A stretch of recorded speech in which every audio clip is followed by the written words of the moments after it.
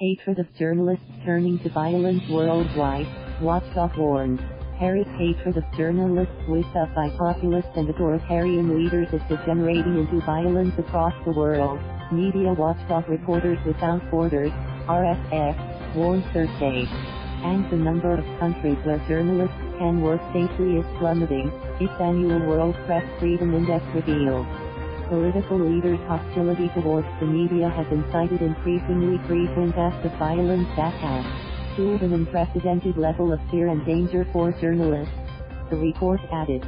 If the political debate slides towards a civil war-style atmosphere, where journalists are treated as scapegoats, then democracy is in great danger, RSF Chief Christophe Deloire said.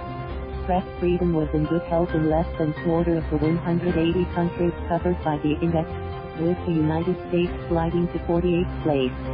The furious change.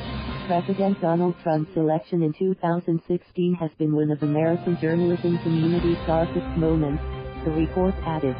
It links the president's notorious anti-press rhetoric with terrifying harassment aimed particularly at women and journalists of color.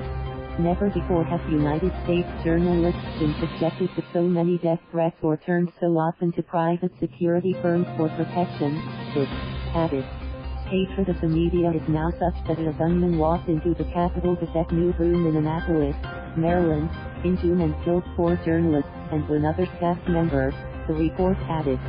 The Paris-based watchdog fears rising tide of strongman leaders no longer seem to know any limits, citing the gruesome murder of the Saudi columnist Jamal Khashoggi in Istanbul. India, the world's biggest democracy, flew 2 notches further into the resume at 140th place. 6 reporters were murdered there last year, and RSF said critics of the Hindu nationalism espoused by its ruling party are branded as anti-Indian in online harassment campaigns. Turkey, the world's biggest jailer of journalists, was among the worst countries. RSF said repression continues to tighten on the few critical outlets that remain, with its biggest media group taken over by a pro-government conglomerate. It has also the dubious honor of being the only country to prosecute a journalist for reporting the Paradise Papers offshore investment leaks. Russia, which the report branded as another pioneer of repression, continued to slide down the table to 149th place. Another former Soviet republic, Turkmenistan, has sunk to the very bottom of the ranking, supplanting North Korea because of its disgraceful and relentless repression of reporters.